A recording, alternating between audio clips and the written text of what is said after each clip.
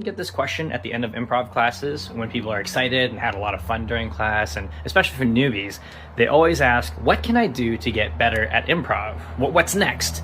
And my usual answer is like, well, just take more classes. It doesn't have to be my classes, but wherever you can get improv, just, get more reps, get exposed, see other people's styles, other teachings, and just do more improv.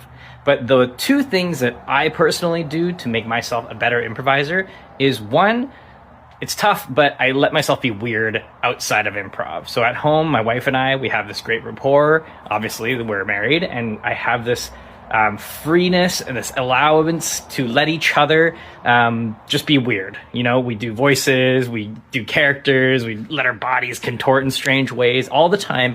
And that kind of lets us subconsciously push our sort of physical boundaries and mental boundaries and that cringe boundary, because improv inherently in a vacuum is super, super cool. But from the outside, a lot of people can look at it and walk in and be like, whoa, what kind of cringe nonsense is happening right now? So let yourself be weird. Give yourself the outside reps of uncomfortableness so that when you're on stage, you can know where that barometer lets you sit when it's time to make a choice. The second thing that I always try my best to do is expose myself to new experiences. Because I've said this in the past and I'll say it again and I always will.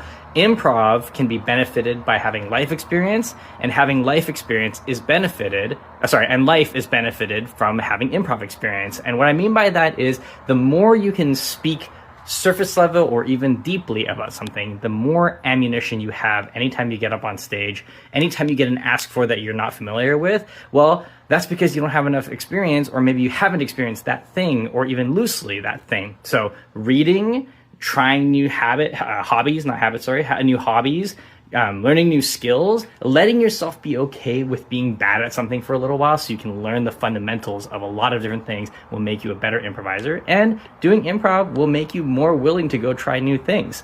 So that's my answer if your question is, how do I get better at improv?